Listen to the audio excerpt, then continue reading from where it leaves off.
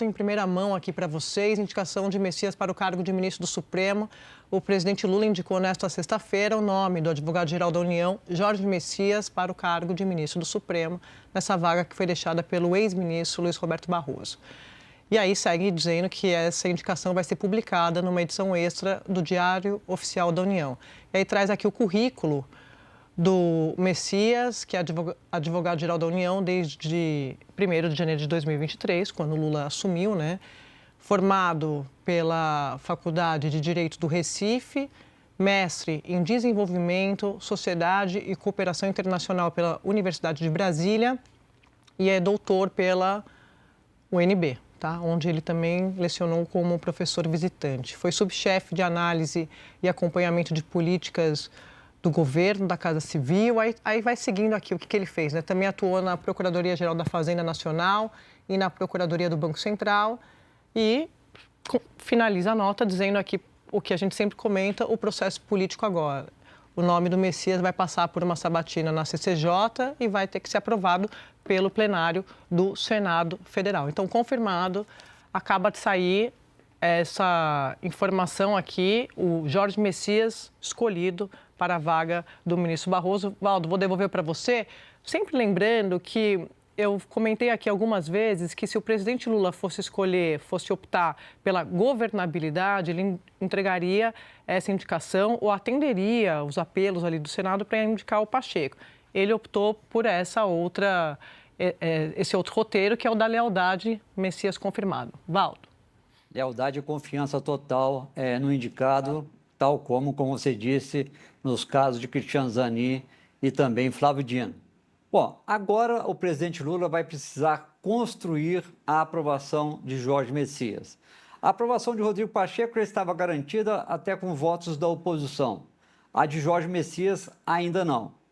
O presidente Lula foi informado que hoje ele não teria os votos suficientes para a sua aprovação. O líder do governo no Senado, Jacques Wagner, fala o seguinte: olha, isso é um cenário antes da indicação de Jorge Messias. A partir da indicação de Jorge Messias, o cenário, segundo ele, modifica, né?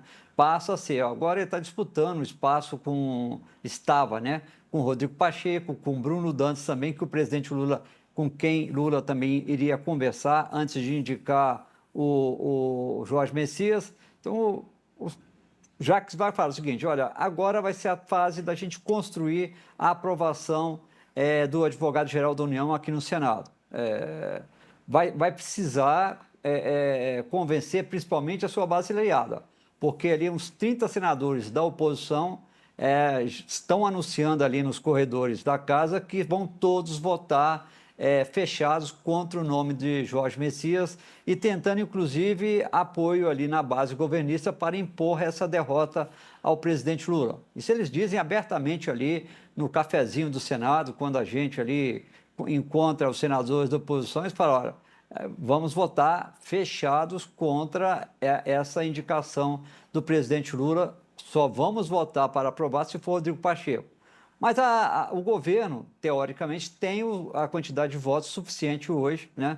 81 menos 30, você tem ali pelo menos mais 51 senadores ali podendo votar com o Palácio do Planalto, pela aprovação de Jorge Messias. Alguns senadores governistas com que eu vinha conversando até hoje, né, a indicação oficial de Jorge Messias, eles vinham dizendo que só votariam a favor de Rodrigo Pacheco. Agora, isso era o cenário anterior, antes da oficialização. Agora, Lula vai ter de construir esse apoio. E é um momento ruim para Lula, sabe, tomar uma medida que desagrade o Senado, né? Porque essa medida desagrada o Senado. Porque Lula já está com uma situação muito ruim na Câmara dos Deputados. Vimos o que aconteceu com a votação do projeto da lei antifacção. E no Senado ele tinha garantia de que era uma casa que estava mais alinhada com ele.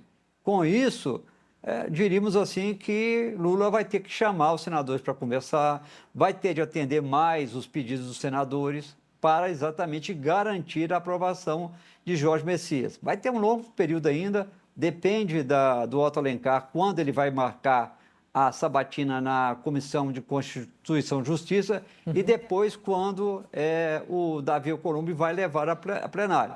Vai ainda esse ano? Vai no ano que vem? Isso vai depender das negociações de Lula com Davi Alcolumbre. Andréia? Tem um divisor de águas para o presidente que foi a Lava Jato. Sempre comento aqui que durante a campanha, na verdade a campanha não, o governo de transição, depois que o Lula ganha, no governo Lula 3, deixou muito claro que seria outra forma de fazer indicação para o Supremo, porque ele considera, e deixou isso muito claro para os ministros que compõem a corte, que ele foi para a prisão pelas mãos de muitos daqueles que ele, o PT, eles indicaram, ele e Dilma. Então, que ele não ia mais errar, não podia mais errar na visão dele com essas indicações. Aí indica o Zanin, que foi advogado dele nesse processo todo da Lava Jato, depois o ministro Dino, muito leal a ele também, e agora o Jorge Messias nessa vaga que abriu, porque o ministro Barroso decidiu se aposentar. O presidente Lula não tinha isso no radar. Então, quem conhece muito bem ali o presidente sempre repete isso, que prefere muito mais ter uma estabilidade no Supremo do que esperar para ver o que vai acontecer no Congresso, ou seja, apostar nessa governabilidade, porque tem muita variável nisso. Na época do Mensalão, até antes um pouco, havia uma brincadeira entre os políticos, dizendo que imagina se o Tancredo ia nomear algum ministro que fosse votar contra ele, como votaram agora vários indicados, né? Isso era uma ideia da política que diz o seguinte: ninguém nomeia ministro do Supremo que possa vir a ser de oposição. O Lula iniciou o seu governo escolhendo, tomando decisões assim, que não eram eram políticas, mas não eram políticas partidárias, né? Precisa botar um negro, aí bota um negro, né? Precisa botar uma mulher, aí bota uma mulher. E não havia muito conhecimento. O Joaquim Barbosa, por exemplo, foi escolhido por um acaso, né? É uma história até interessante de como o destino atua nessas coisas. Ele estava na posse do Lula, na agência da Varig, era Varig naquela época ainda, na agência para marcar uma passagem de volta, sentou do lado o Zé Dirceu. Isso. O Zé Dirceu. E ficaram conversando, tal. E ele deu um cartão. O Zé Dirceu não conhecia ele não conhecia o Zé Dirceu. Deu um cartão para ele. Aí um dia o Zé Dirceu estava no Palácio, veio o ministro da Justiça e disse, pô, o Lula agora... Que era Márcio Tomás Bastos. Márcio Tomás Bastos. Pediu para escolher um ministro negro. Pô, eu não conheço nenhum negro grande jurista e tal.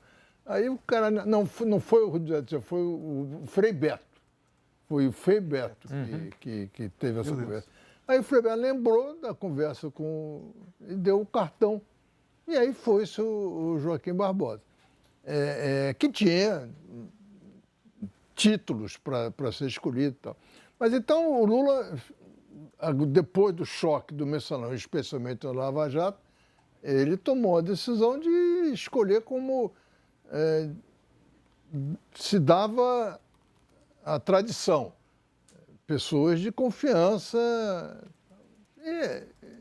É natural que ele tenha esse choque, tenha tido esse choque. Eu falei da Lava Jato, você cita o Mensalão, de fato começou ali.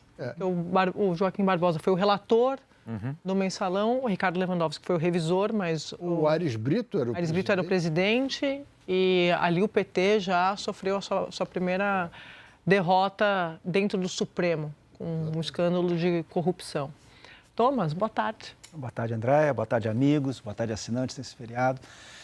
Eu acho que não há dúvida nenhuma que a escolha do presidente Lula tem a ver justamente com esse trauma que ele teve, o pessoal e o partidário, né? O partidário no Mensalão e o pessoal, no caso da Lava Jato, com ministros que ele conhecia, com quem ele se relacionava e que ele se sentiu traído, nunca deixou isso de...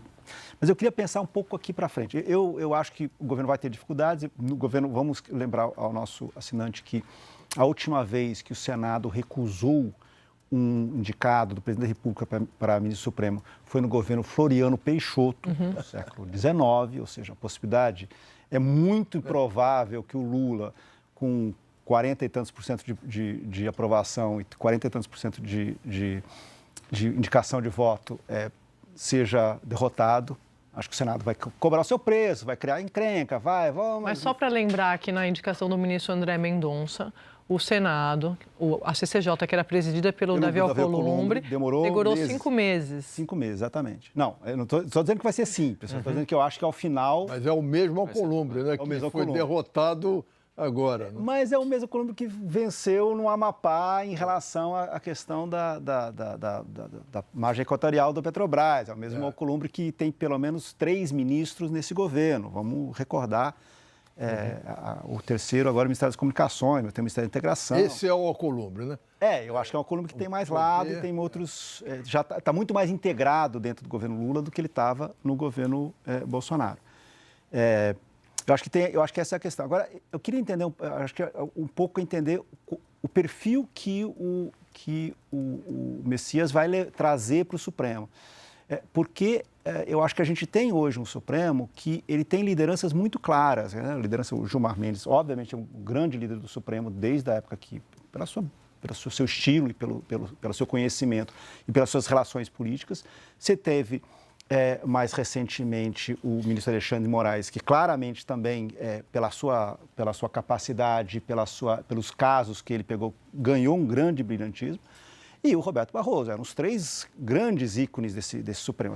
Quando as pessoas falavam em Supremo, elas estavam falando desses 3, e agora o Dino um pouquinho menor, porque chegou mais tarde. Mas eram os 3 grandes, né, ícones desse Supremo. O Messias é muito mais low profile, muito mais baixo perfil.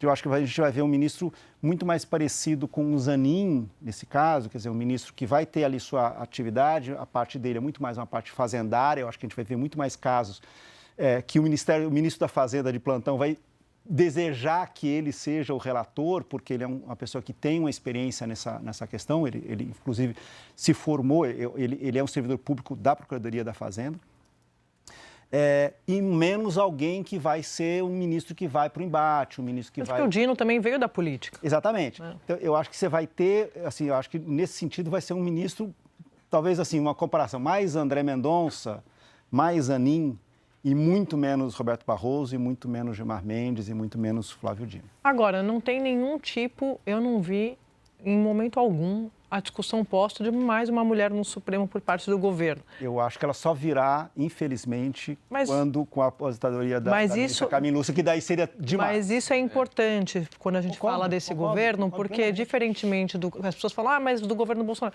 Mas o governo Bolsonaro não prometia mais mulheres.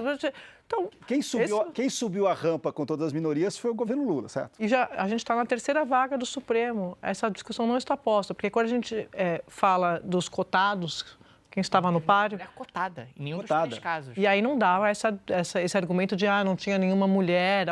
Aí realmente... Listas não faltaram, né? Não, muitas sugestões foram feitas, muitas discussões... Só tem a ministra Carmen Lúcia. Só não teve nenhuma cotada de fato. O presidente do STM... Sim, do Superior Tribunal Militar. Chegou a ser cogitada não pelo governo, mas nas especulações, porque é uma... Experiência tem, né? Não, currículo tem. E não faltam excelentes. Mas eu acho que é importante colocar, porque é um governo que sempre fala muito sobre mais espaço, e quando tem a chance, no Supremo, é a corte principal. Inclusive, existe uma posição muito grande da AGU ser ocupada por uma mulher.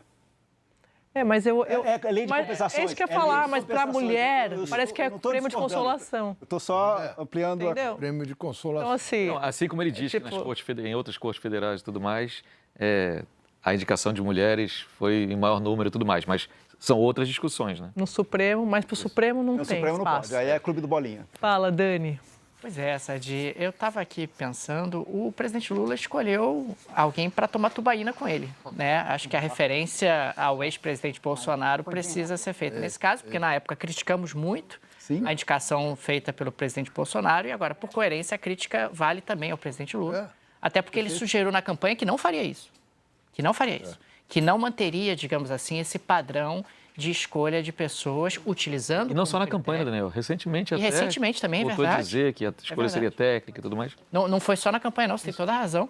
Então, o critério da confiança para a escolha do ministro do Supremo não me parece o mais adequado na República. O Merval até trouxe ali o histórico, dizendo que no passado era esse o normal, e era mesmo. Isso era ruim. Isso era ruim.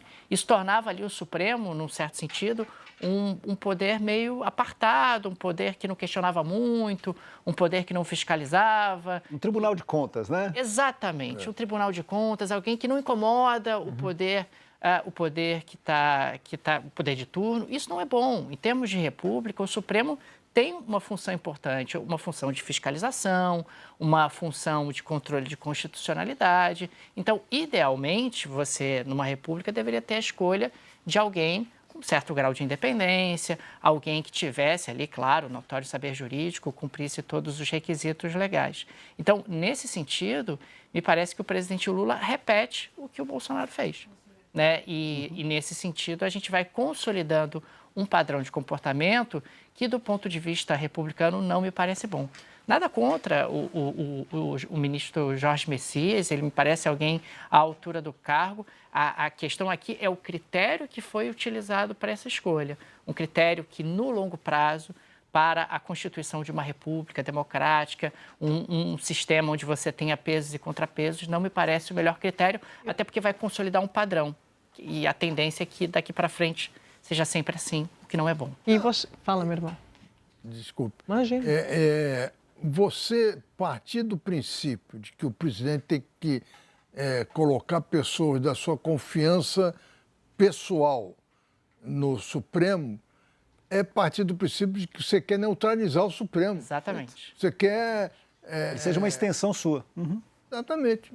E aí perde o sentido, completamente. É assim que os governos autoritários mantêm o Supremo e continuam autoritários, porque só tem gente do governo no Supremo e quando não tem, eles anulam.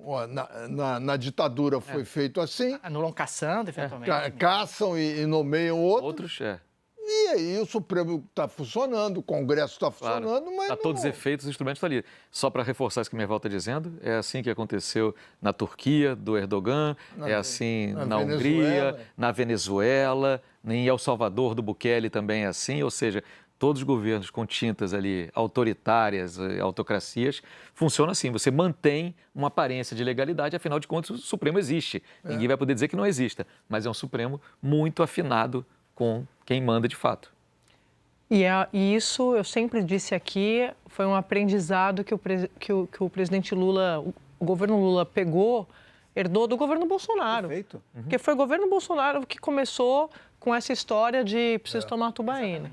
Ele deixou isso claro. PGR obediente. Eu já contei essa história aqui, eu entrevistei o Flávio Bolsonaro, acho que era 2019, um pouco antes da indicação do Augusto Aras, e me chamou muita atenção naquela entrevista longuíssima que ele me concedeu, quando ele fala dos critérios para o PGR. E era tudo baseado no alinhamento com a ideologia do governo Bolsonaro.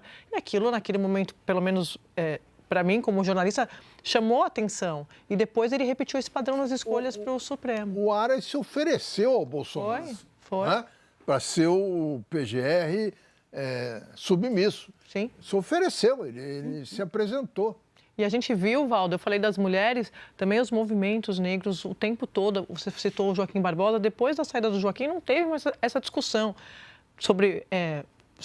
Só pressão para você colocar um homem, uma mulher negra no Supremo. Isso também foi ignorado. Lembrando que hoje é o Dia da Consciência Negra. Então...